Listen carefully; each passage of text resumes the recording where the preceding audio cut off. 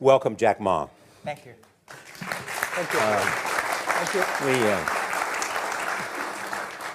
you. We've all become very cognizant of Jack and his story. And when Alibaba went public with the largest IPO in history, we knew a lot more about him. So I want to talk about his personal story. I want to talk about how many times he tried and failed and what kept him going. I want to talk about where he is today and how he got here, and where he is going and how he expects to get there. And if he gets there, what will it all mean for him and for the people that he wants to inspire? So I begin with this question, though, Jack. Why are you back at Davos? It's a long break for 7 years. I think my last trip here was year 2008. But I was coming for year 2001 for the Young Global Leader for Tomorrow. And remember, I never heard about the Davos when I came.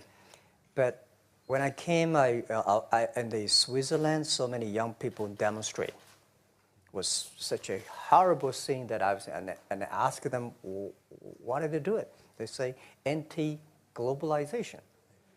And I say, why? Globalization is a great thing. Why people don't like it? And then we come all the way for 2 hours here. There's a machine gun. There's people checking. I say, oh, God, is that a forum or is it a prison we're going to go? Is that? But when I joined the forum as the Young Global Leader, I was thrilled by so many ideas. For the first 3-4 years, I learned what does the globalization mean? What does the corporate citizenship mean? What about social responsibility mean? All these new ideas, and I see so many great leaders talking about leadership, and I benefit a lot. In the year 2008 and 2009, when the financial crisis came, I think it's better go back to work, because we can never win the world by talking. So go back, spend 7 years. Now I come back, I think it's time to do something return. Because I learned so much. Let's talk 12 years ago. So why I should not talking to the young global leader of today, sharing with them how we've gone through. Okay. So that was the thing. Let's start with where you are today. Just how big is Alibaba? How many people come every day? How many people come in a week? How fast is it growing? Yeah, we have over 100 million buyers visiting our site, shopping our site every day. And we created 100 million every day. We created 14 million jobs for China, directly and indirectly. And we grow from 18 people to 30,000 people, 18 people in my apartment, to now we have 4 big campus. Compared to 15 years ago, we were big, but compared to 15 years later, we're still a baby. How big will you be 15 years from now? I think 15 years ago, I told my team that 15 years, in the past 15 years, we grow from nothing to this size.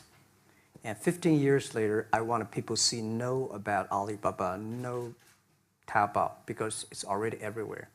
I want 15 years ago when we talk about what is e-commerce, why small business can using this e-commerce, this internet, can do business across the nation. And I hope 15 years later, people forget about e-commerce because they think it's like electricity. Nobody thinks it's a high tech today. Now, this is something that I don't want 15 years later, we still walk on the street talking about why and how e-commerce can help people. Talk about the IPO. Did it exceed your expectations? Well, it's a pretty small IPO, 250. Yes. Yeah. The largest IPO in the history of Wall Street. We raised. And number 2 was a Chinese bank. Thank you. I remember year 2001. We went to raise some 5 million, 3 million venture capitalist dollars in the USA, and got rejected. And I say we come back raising a little bit more. But I think, what we think more about is for $25 billion, how we can spend the money efficiently, because this is not the money, this is the trust from the world, the trust from those people. They want you to do better jobs, to help more people. They want to have a good return. So I think gives me more pressure, because when our market cap is bigger than IBM, for a certain day we're bigger than Walmart. We're one of the top 10, 15 largest market cap company in the world. I told my team and myself, is that true? We're not that good. Because years ago, people say, Alibaba model is terrible. Does not make money, have this and that, all the big bad things, because Amazon is better, eBay is better, Google is better, and there's no such model like Alibaba in the USA. So I told myself and people, we were better than people thought. But today, when we are that big size, I said, no, we are not that good as people thought.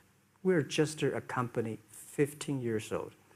Average age is 27, 28 years old, young people. We're doing something that human beings have never tried. So I want to talk about the future. Let me take you back to when you were born in Hangzhou, where the headquarters still are. Yep.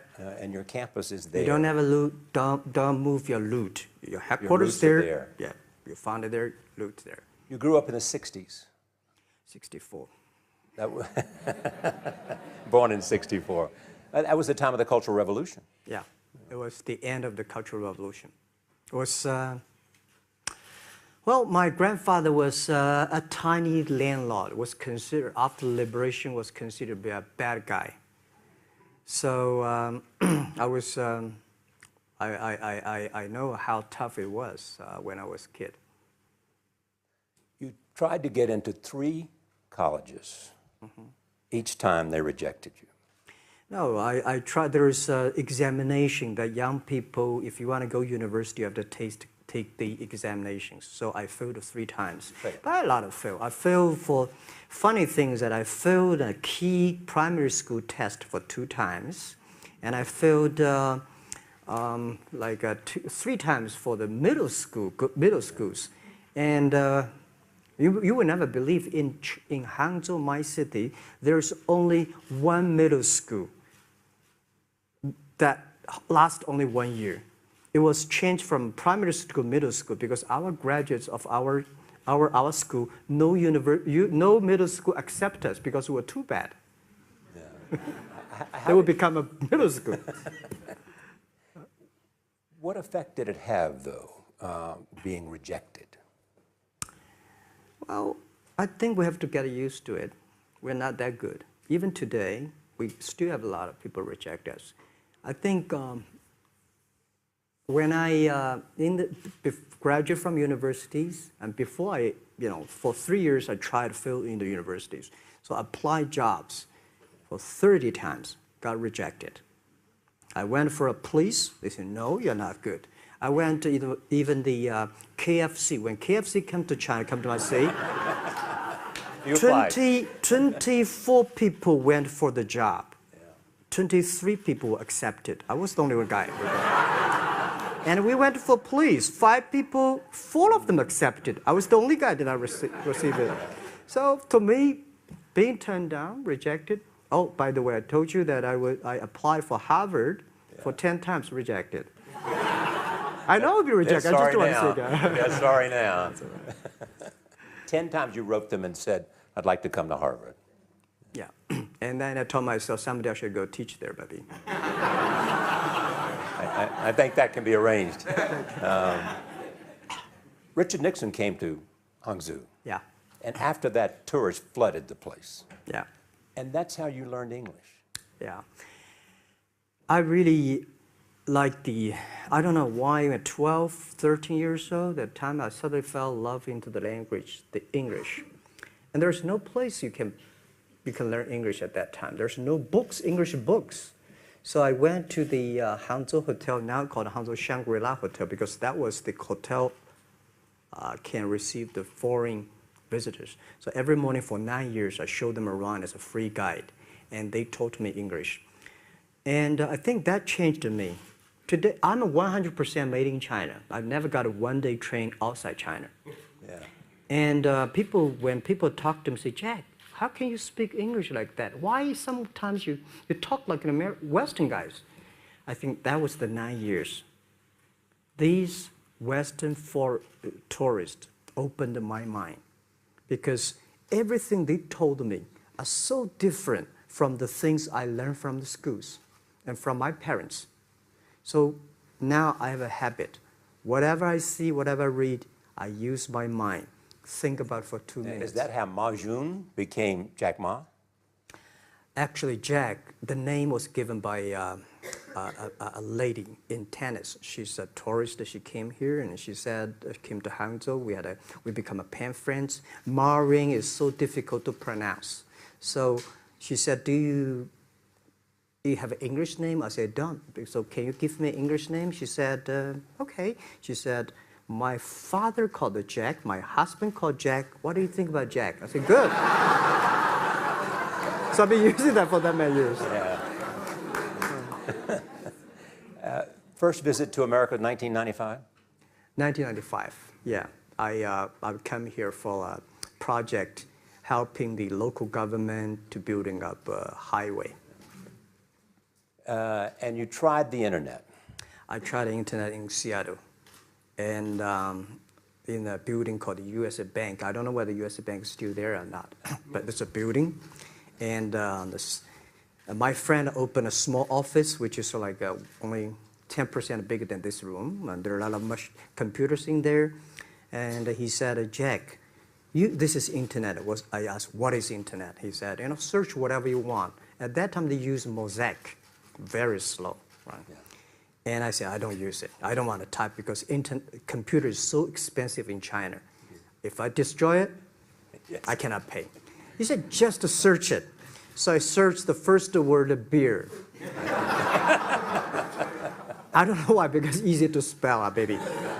And I see beers from Germany, beers from USA, beers from Japan, but there's no beer from China. And I say, okay, type the second word is China. No data. Nothing. And I said, 1995, no data about China.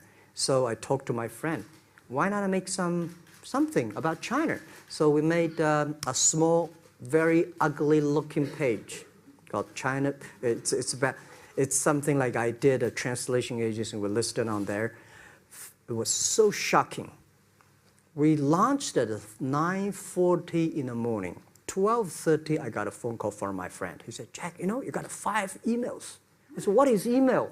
And they say, these are the things. So people so excited. Where are you? This is the first time I see a Chinese website on that. How can we can we do something together? So I think this is something interesting. So we should do it. Why did you call it Alibaba? Alibaba? Well, when I started, I think internet is global. We should have a global name. And a name that, interesting, like at that time, the best name is Yahoo. Right?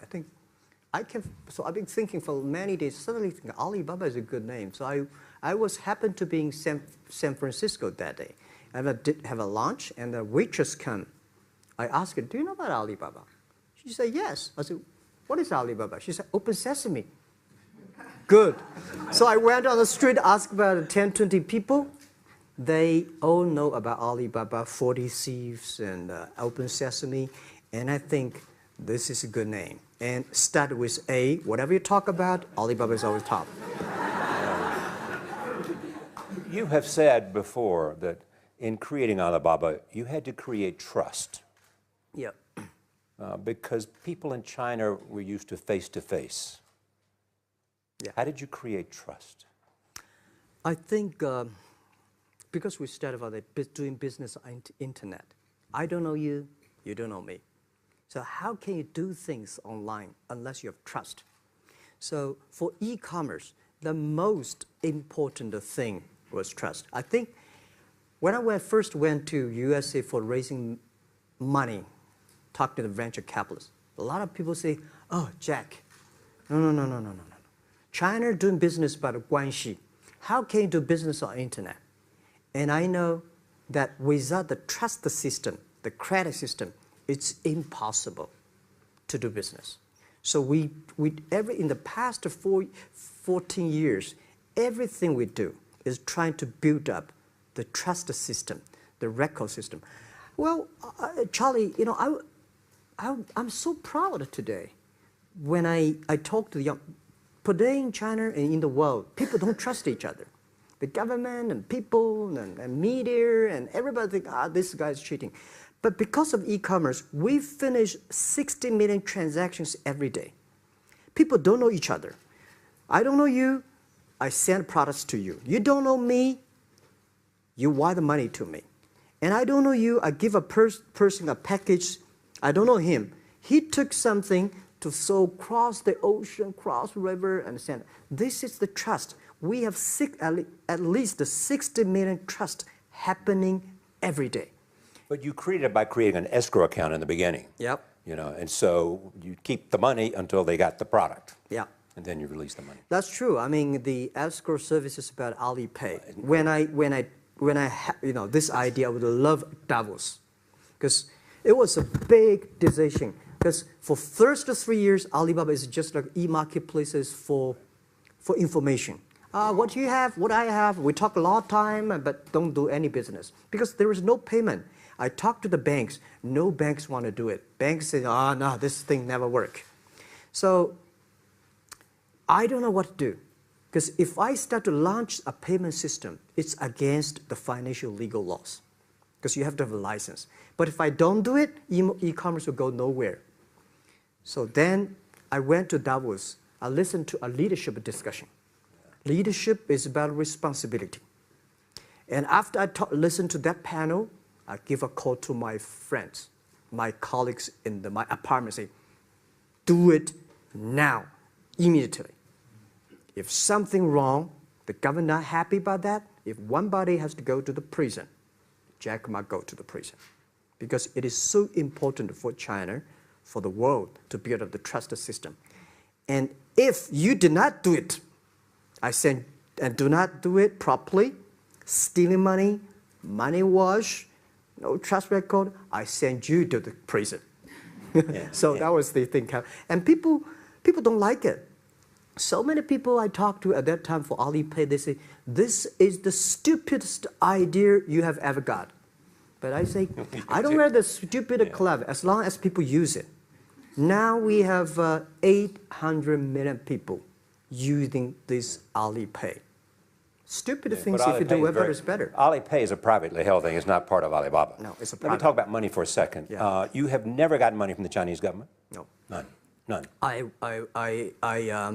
want it at the beginning, and later I don't want it, because I think if the company always think about picking money from out of the government pockets, that company is rubbish. Think about how can you make money from the customers and market and then help customers succeed. That's our philosophy. No money from Chinese banks? No. No. At that time I want, and now they want to give me, I don't want it. Yeah. All right. Your relationship with the government. Mm-hmm. Yeah. What's your relationship? I mean, if they didn't here's what some say, that you have existed in an environment that's not, they have restricted competition for you. And that's a pretty good thing to do for a private company. Yeah.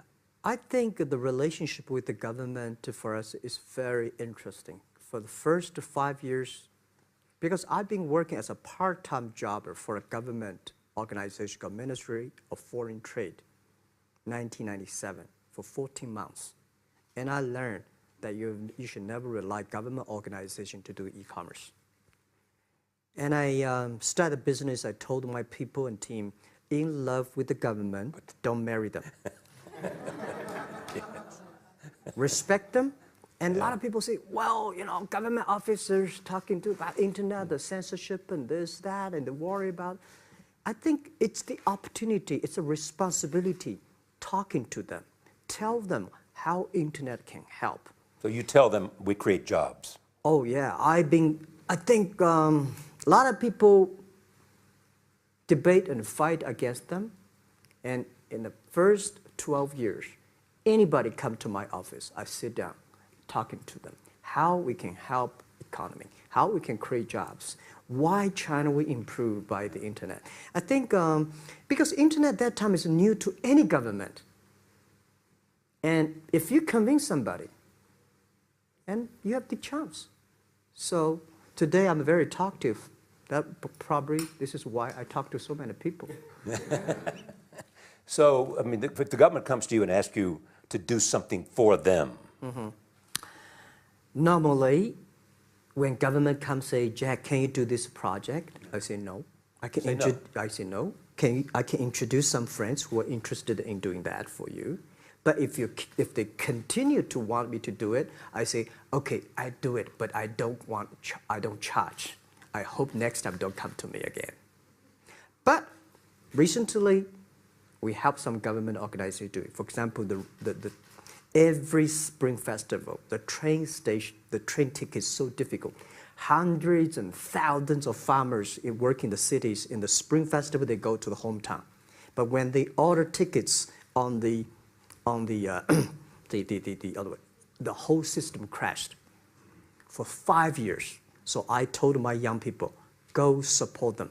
Don't charge anything. Because I don't want to see millions of farmers go back to city and they cannot buy the tickets. So it's something that it's not for money. It's something it's not for the government. It's for the millions of people. They can buy tickets in a snowy night and they don't have to wait. They just use mobile phone, online, they get ticket. One way stop along the route to where you are in that big IPO was Yahoo. Jerry Yang gave you invested $1 billion. Yeah. $1 billion. Yeah. It turned out to be a pretty good investment for Yahoo. Yeah. But one time after another, you raised this money on your own outside of China with investors. Mm-hmm. Yeah, I'm very thankful for all the investors because 1999, year 2000, and even at the Yahoo time, a lot of people say this Jack is crazy. He's doing something that we don't understand. A lot of venture capitalists give you money because there is such a American model already there. But they say, Alibaba, we don't see this kind of model, right? They say Jack's crazy. Yeah, this is crazy guy. I mean, I remember my first time in Time magazine, they call me Crazy Jack. And I think crazy is good. We are crazy, but we're not stupid. We know what we are doing, but if everybody agree with me, if everybody believe our idea is good, we have no chance. So that's the money we raised. We're very thankful. So when our investors make a lot of money, I feel proud and honored. As you know, in the United States, issues have risen about privacy. Yeah. Google and Apple, and questions of whether the government should have access to files. How do you handle that if the Chinese government says you know a lot about people? Mm-hmm. You have transactional relationships with lots of people. Mm-hmm. And they say, we want to see your files. Well, so far, I don't have this kind of problems from Chinese government. And I told them, any government, if you come here for the national security, anti-terrorist, well, anywhere, anti-terrorist, we work together. It's a criminal, we work. But rest of that, no. I said, we are a business. The data is so precious because we don't know how. Because if we give to anybody, it's going to be a disaster. And also about privacy issues. I think, just like hundreds of years ago, people say, I would rather put money under my pillow rather than put in the banks. But today, banks, they're special. They know how to protect money much better than you do. Privacy issues, all these kind of securities, today, we may not have the solutions. We don't have the answer. But I believe our young people have the solutions. In the next 10, 20 years, there will be breakthrough on that. And I'm fully confident on that. Your life is a testament to the idea that nothing is impossible. That if somebody says no, you say it's just the beginning. Where does that come from? Well, at the beginning, I never thought, I thought when I was young, I said, everything's possible. Now I know not everything's possible. When you have something, you have to think about, you have to consider about the others. You have to consider about the customer, society, your employees, your shareholders, society. There are so many things that I think if you continue to work hard, there's possibility. And I just feel that I'm enthusiastic about what we are doing. At the beginning, for the first 5 years, I just want to survive. And 5 years later, I think... That's 2000, from 90... Yeah. But later, I think, wow, so many people's life changed. I was so excited, you know, for the first 3 years, we made zero revenue. Zero revenue. But we are so excited to continue to work. You know what happened? I remember many times when I go to a restaurant and have dinner, somebody came, when I was trying to pay the bill, the owner of the restaurant came to say, "Sir, your bill is paid by someone." And the small note say, "Hey, Mr. Ma, I'm your customer of Alibaba Group, Alibaba platform. I made a lot of money, and I know you don't make any money. I pay the bill for you." Yeah. And I remember one day that I was sitting somewhere in the coffee, somebody sending me a cigar. I don't smoke cigar, but there's a note, "Thank you very much, I'm your customer." And I remember in the Taobao days, I was at the Shangri-La Hotel in Beijing. When I get on the taxi, the man who opened the door for me, the boy at the gate, he said, "Jack, thank you very much. I'm service here. My girlfriend makes more money than I do on your site." And this is something that you know, that it's not amazing. If you don't do it, nothing's possible. If you try to do it, at least you have the hope. The revenue comes from advertising and a smaller amount from transactional fees. Yeah. Most of it from advertising. Tiny. Tiny from advertising? Tiny from advertising, tiny from transactions, because we need big mass. Now we have more than 10 million small business power sellers selling our site to everywhere. So the transactions we have is second after Walmart. So tiny. Second after Walmart. Yeah, tiny of the of the money already make us big. So, you know, second after Walmart. I remember one of the senior management of Walmart guys came to Hangzhou 5 years ago. He said, "Jack, you know, you did a great job," and blah, blah, blah. So I said, "Maybe in 10 years we'll be bigger than Walmart." He said, "Young man, you have a good hope." So we said, "Make a bet. I think in 10 years we'll be bigger than Walmart on the sales." Because if you want to have 10,000 new customers, you have to build a new warehouse and this, that. For me, 2 servers. What's your market cap versus Walmart today? I don't know, but don't maybe either. It's close. I think so. Maybe we should check later. All right. Yeah. So where are you going? What does Jack want? I think because the name for Alibaba, we are internet company, happen to be in China. We have the same spirit and entrepreneur spirit like every great entrepreneurs in the world. And I remember the day when I started Alibaba, we want to have a mission helping small business doing easier. So next step is, today, so many millions of small business using our platform to sell things, and over 300 million consumers buy things from our site. Cheapest, efficient. So what I'm thinking about, how we can make Alibaba a platform for global small business. My vision is that if we can help a Norway small business can sell things to Argentina, and Argentina consumers can buy things online from Switzerland, and we can build up, which I called, I don't know, maybe not right word, called EWTO. The WTO is great, past century. But WTO helped so many big companies to sell things across the nation. Today, internet can help small business sell things across the oceans, across the nations. And I hope that we can serve 2 billion consumers. 2 billion consumers. 2 billion consumers. We can help 10 million small business outside China.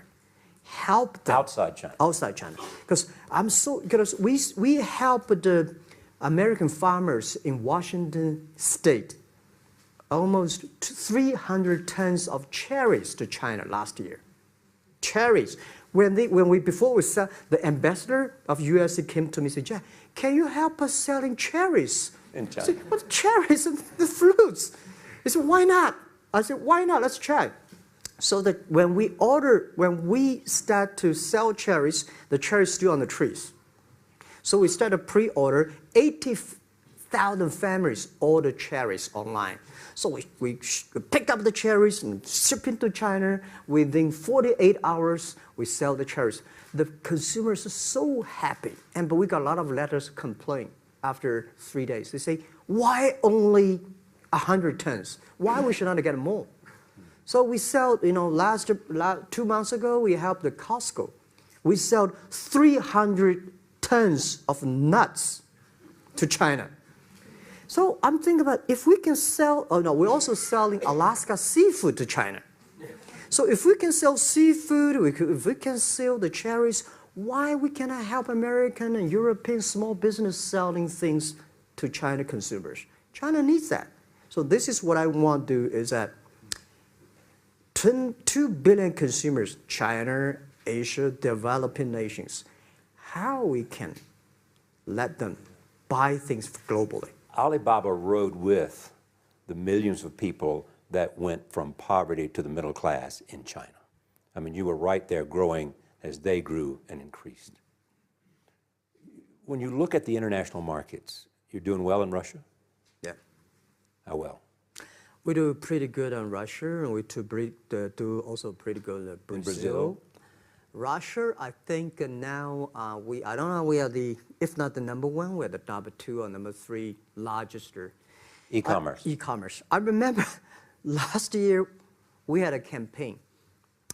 The campaign is that a lot of Russian girls and boys want to buy things from China. You know how many days a Russian girl placed an order and received the products from China? 2 years ago, 4 months. Even that, people are so happy about all the things. And last year, the campaign, within 1 week, we crashed the whole logistics system of Russia. All right. You were also seen in Hollywood. Yeah. What are you doing in Hollywood? Well, I like the Hollywood innovation at the digital background. I learned so much about the Hollywood movies, especially the Forrest Gump. You love Forrest Gump. I love Forrest Gump. Well, why do you like him? Simple. Never give up.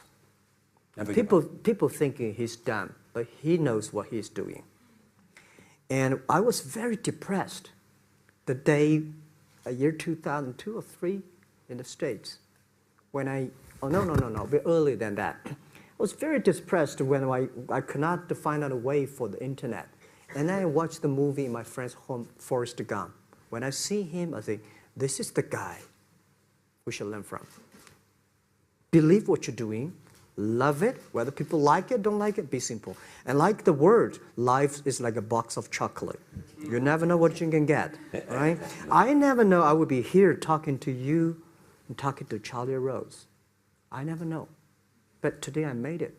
I told my people in my apartment 15 years ago, guys, we have to work hard, not for ourselves. If we can be successful, 80% of the young people in China can be successful. We don't have a rich father, powerful uncle. We don't have $1 from bank, 1 cent from government. Just work as a team. So what do you worry about? I worry about it today. Young people, a lot of young people lose hope, lose vision, and start to complain. Because we also have the same period. Because when I got, it's not a good feeling being rejected by so many people. We also depressed, but at least later we find that the world has a lot of opportunity. How you see the world, how you catch the opportunity.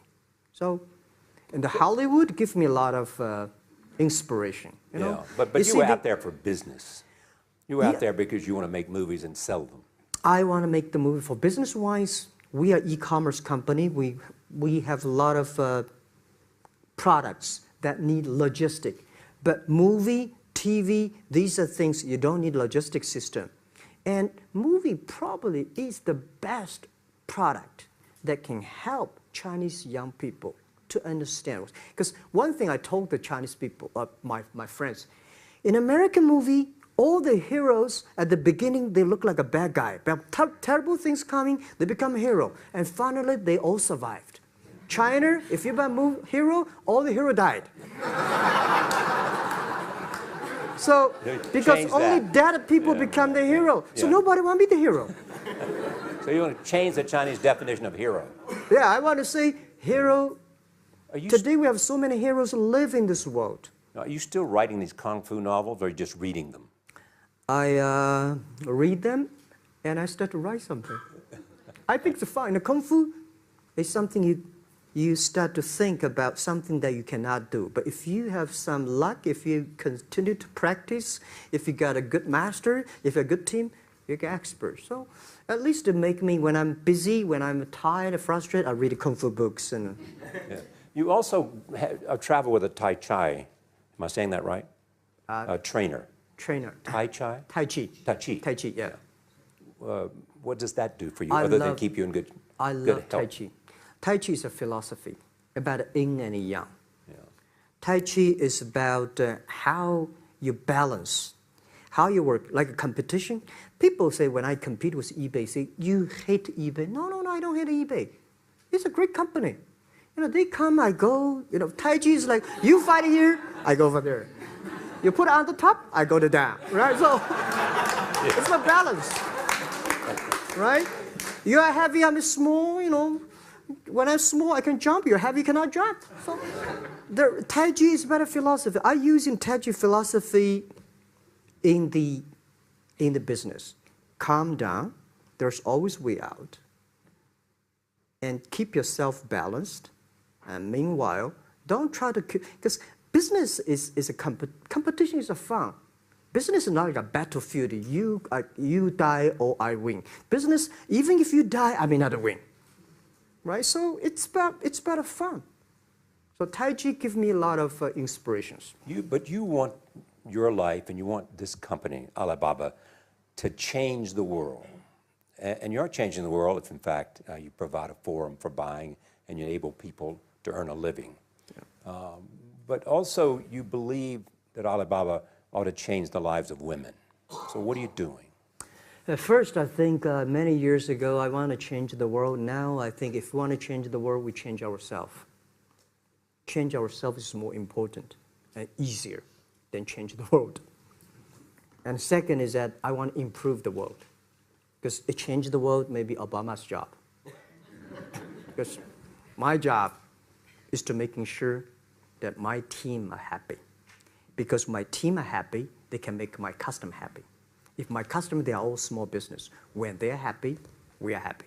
About women, one of the secret source for Alibaba's success is that we have a lot of women. What percentage of women among Alibaba one day employees? Before, I think 2 or 3 months before we IPO, there's American journalist come to our company. She asked me a question. Jack, I've seen so many women in your company. I say, what's wrong?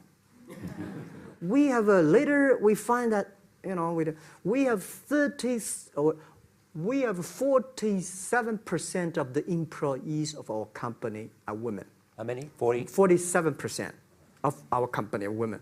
And we actually had a 51 because we acquired some company these days. They have more men, so balance that. But these are women in top-level positions? 33% of the management are women. And 24% of the senior management, very top level, are women. We have a women CEO, CFO, CPO, Chief People Officer, and we have everywhere. And I think so comfortable to working with them because women, in this world, if you want to win in 21st century, you have to making sure that making other people powerful, empower others, making sure the other people better than you are, then you will be successful. So I find the women, they think about the others more than they think about themselves. Right. Yeah, women think about the kids, husband, parents, much more than the man. And the user-friendliness. A couple of things I want to talk about before we go, because we have less than a couple of minutes. China today, are you worried the economy slowed down? No, I don't worry about it. I think China is doing, it's slowing down is much better than keep on 9%. China today is the second largest economy in the world. It's impossible to keep 9% of the growth. If China still keeps the 9% of the growth of the economy, there must be something wrong. You will never see the blue sky. And you will never see the quality. China should pay attention to the quality of the economy. China should not. So if we have a lot of influence, you know, like the Hollywood movies, things, and we have sports and these things in the GDP, will be much better. So I think, just like a human growth, you can never, this body can never grow. Certain time, the slow of growth of the body was slow, but you should grow your mind, grow your culture, grow your value, grow your wisdom. I think China is moving to that direction. And you saw Modi in India? Pardon? Did you see Modi in India? Not yet. I'm looking forward to that. So you'll go to India. Yeah. Finally, there's this. You're one of the world's richest people. Your company is one of the world's richest companies. What do you want beyond Alibaba? Well, by richest people, I was really not happy in the past 3 months when people say Jack Ma is the richest people of China. Global celebrity, they said. No, I'm not. When I started business, you are. I never thought, because how many? Yeah, maybe I am. Not, but I think 15 years ago, in my apartment, my wife was at that time one of the 18 founders. I asked her, "Do you want your husband to be a rich person?" I never said rich person in China, rich person in Hangzhou, or you want your husband to be a respected person. She said, "Of course, respected." Because she never believed, and I don't believe we'll be rich people. We just want to survive. But I believe when you have $1 million, that's your money. When you have $20 million, you start to have a problem. You worry about inflation, which stock to buy and this, that, had to come. When you have $1 billion, that's not your money. That's the trust society gives on you. They believe you can manage the money, use the money better than the government and the others. So I think today, I have the resources, do more things. With the money we have, with the influence we have, we should spend more time on the young people. And I would say, someday I'll go back to teach, go back to school, spend time with the young people, and sharing with them what I done. So the money is not mine. I just happily and having these resources, then I want to do a better job. Just tell them your story. Yeah, tell them the story and tell them that if Jack, I don't think in this world there are a lot of people be rejected more than 30 times. If we, the only thing we never give up, the only thing we're like a Forrest Gump, we keep on fight, we keep on change ourselves. We don't complain. Whether you were successful or not successful, I find that people, when they finish the job, if they make the mistake, if they fail, if they always complain the others, this guy will never come back.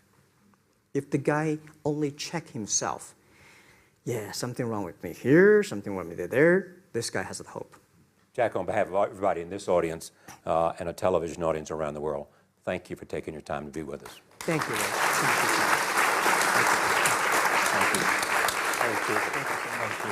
Thank you so much, Rob.